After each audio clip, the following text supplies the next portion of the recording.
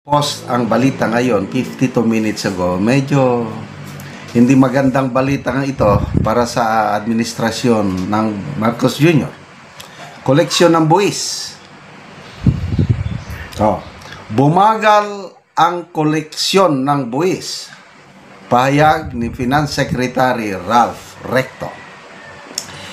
Kinumpirma ni Finance Secretary Ralph Recto na bumagal nga ang koleksyon ng buwis ng pamahalaan, lalo na matapos pumutok ang isyu ng korupsyon sa mga flood control projects. Patay, kambata ka. Sabi ni Recto, yes, nararamdaman na ng BIR. Yan, medyo ang growth rate ng koleksyon nila nababawasan. But so far, manageable ang lahat. Sa ngayon, manageable ba? Pag nagpatuloy ang corruption issue. Ayon sa kalihim, bagamat kontrolado pa ang sitwasyon, hindi maitatanging naapektuhan ang isyong ito ang takbo ng koleksyon ng buwis na siyang pinagmumulan ng pundo para sa mga programa ng gobyerno. Ayon kay Senate Finance Committee Chair Sherwin Gatchalian, may mga taxpayer na nagdadalawang isip magbayad ng buwis dahil sa nadaramang kawalan ng tiwala sa gobyerno. Sabi ni Gatchalian, marami sa mga tao ang mag-iisip muna ng matagal bago magbayad ng buwis. Yan po ang sabi ni Senator Gatchalian. Dagdag pa ng senador, yan ang ayaw nating mangyari, na babawasan ang tiwala ng taong bayan sa gobyerno, and the offshoot there, yung iba magwi-withdraw ng payments. Yung iba baka may times na pinag-iisipan bago magbayad. Binalaan din ng mga ekonomista na kung magpapatuloy ang pagbaba ng kumpiyansa ng publiko, posibleng maantala ang mga proyekto at serbisyong pinupunduhan ng buwis, dahilan upang lalong maapektuhan ang takbo ng ekonomiya. Okay. Speaking of buwis, noong una, every time na bibili ako sa wherever, humihingi ako ng resibo. Kasi that's one way of helping this government. Hingi ng resibo kasi yung tindahan, gasolinahan, kahit saan ako bumibili, nakakakuha ng buwis. Ngayon, sa totoo lang, punta ako sa gasolinahan. Sir, resibo? Sir, huwag na. Huwag na. So, naisip ko kasi, maghintay ako ng resibo. It will take a few minutes. Yung tax na kokolektahin doon sa gasolinahan, ibubulsaran din ng iba. Wag na lang. Talagang nakakadismaya yung mga taxpayers ngayon. Lalo na mga middle class. Siya, trabaho ng trabaho, buwis ng buwis. Saan dinadala yung buwis? Bago mag-eleksyon, grabing ayuda. Doon na pupunta. Yung mga tamad, ayaw magtrabaho, nakakatanggap ng ayuda. Happy. Pakuya-kuya-kuy lang. So, ang kawawa, yung taxpayer. Lalo na ngayon, pumutok na yung corruption issue, although ang mga, lalo na government employees, wala kang magawa. Withholding tax kagad yung buwis mo. Karanas kami yan, withholding tax. Kahit itong retired na ako, last year, meron kaming konting income dahil yung lupa namin narentahan ng isang multinational company. Hala namin, malaki na nga yun. Nako, pagtingin namin sa ng kumpanya, withholding tax, income tax. Nako, dinidaksyon na ng aming renta. Okay lang sana nga Example, sa Amerika, kikita ko pag magbakasyon kami sa aming anak, grabing mga facilities doon, kompleto. Every time yung anak ko magsweldo, malalaki yung tax deduction nila. Kaya lang, sabi naman ng aking anak, okay lang din. Dahil nararamdaman naman namin yung saan napupunta ang aming tax. Yes, sa Amerika. Pag dito, aywan ko na lang. Lalo na ngayon na talamak ang korupsyon. So, paano yan? Tuloy-tuloy ang issue ng korupsyon na sa tingin ko walang lutas ito. Yung kanina may ICI closed door hearing. Nagganon si Martin Romualdez. Anong nangyari? Sabi niya, I have nothing to hide. Pumunta doon. Saldi ko, nasaan? Nako, may nabasa akong post. I don't know how true. Sabi ng isang commissioner, Commissioner Singson, mayroon daw silang iniisip. Pag hindi magpakita si Saldico, mayroong substitute na mag-aatin sa hearing replacement ni Saldico. Paano ba yan? Kaya nako, lalo na akong nagduda, itong ICI na ito is for me, opinion ko lang ito, kanya-kanya tayong pananaw. It's a cover up. Para lang maipakita na ang gobyerno gumagawa. Kaya lang, hindi nila maloko ang taong bayan. Kanina, yung mga post tungkol kay Martin Romualdez na I'm willing to cooperate, I have nothing to hide, transparent. Tinignan ko yung reaksyon ng mga tao, people who reacted, halos 95% to tinatawanan or galit doon sa pahayag ni Romualdez or itong ginagawa ng ICI na closed door hearing. Blue ribbon, wala na tayong maasahan sa blue ribbon. Tigil na daw nila. So, good luck sa pamahalaan ito. Sa mga magbabayad ng buwis, bahala kayo kung magbayad kayo ng buwis. Basta, wala tayong kasiguruhan kung saan nila dinadala ang ating mga buwis. Kung papunta ba sa serbisyo, papunta ba sa bulsa. Salamat. Tungkol ito sa survey na ginawa ng Publicos Asia. Ito, title. 8 out of 10 Filipinos believe corruption in the country is getting worse.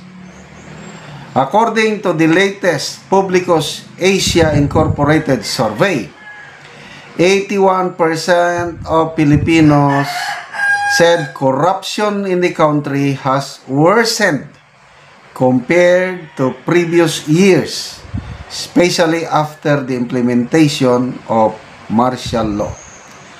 Based on data, 49% of respondents believe that President Ferdinand Marcos Jr. and the House are both responsible for the alleged 1 trillion budget realignment issue.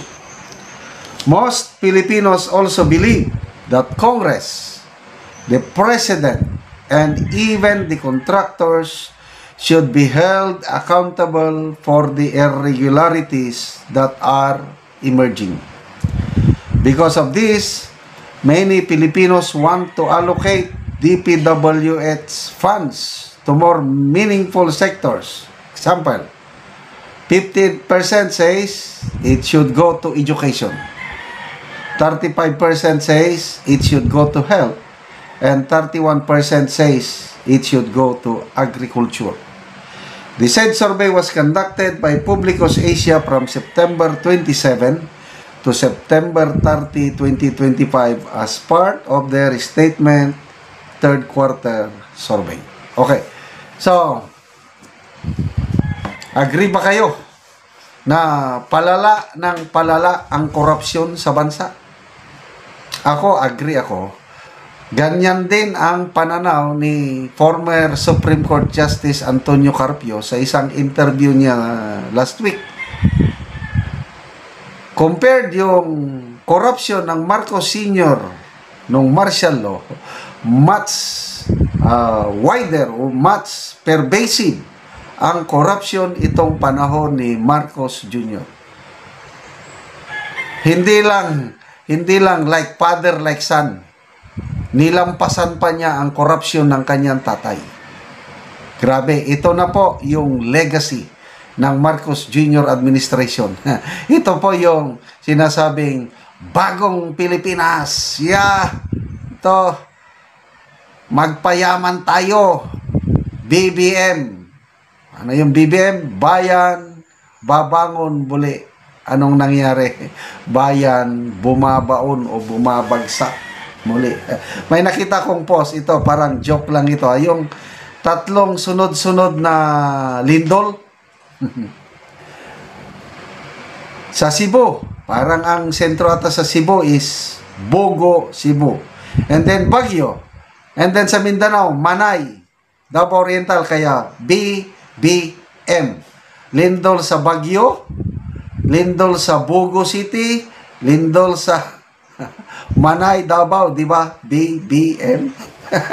Post lang yun na nakita ko. Yan po ang ating presidente na akala natin mag-aahon sa bayan ng kahirapan.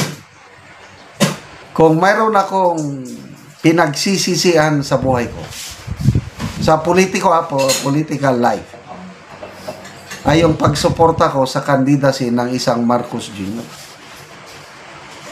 Kung maibabalik ko lang ang panahon, mabuti na lang ang nagpresidente ngayon si Madam Leni. Mayroong survey na ganyan eh.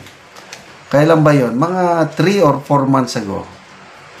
Yung mga respondents, they believe na mas maganda sana kung si Leni ang naging presidente ngayon kaysa itong Bongbong Marcos Jr. And I agree. Kahit sinasabi natin, ako nagsasabi noon, lutang si Madam Leni, but at least wala siyang bahid sa korupsyon.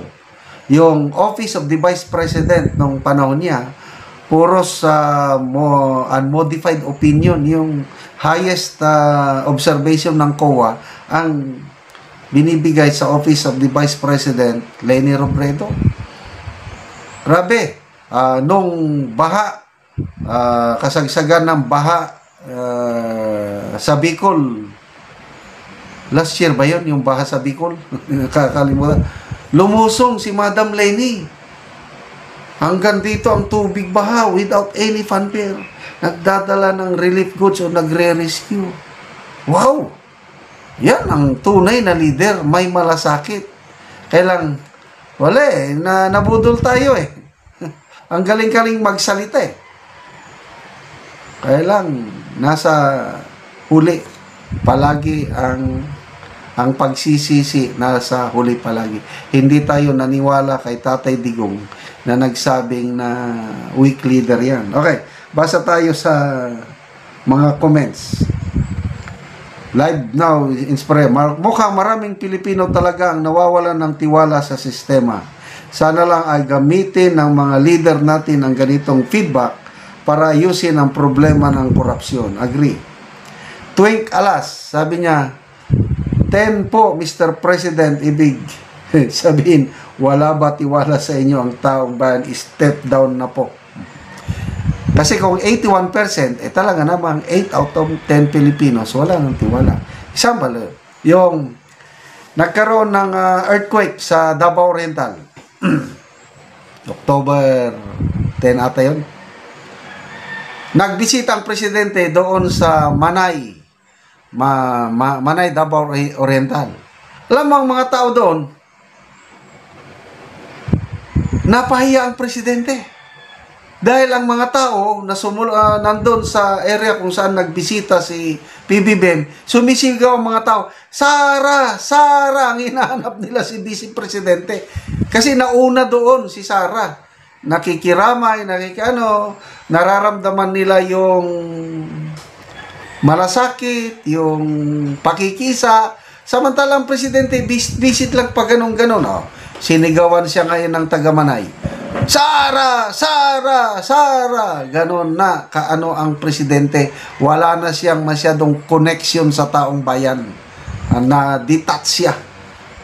Bakit? Pinabayaan niya ang kanyang pinsan, pinabayaan niya 3 years sa kanyang pamumuno, walang nangyari. Corruption ang inabot. Unang ginawa niya, anong ginawa? Inabolish ang Presidential Anti-Corruption Commission. Ito ngayon. Sabi niya, wala akong kinalaman dyan ha. Ako pa nga nag-expose sa corruption. Ano kayo? Hilo. Walang alam, kalam-alam sa command responsibility.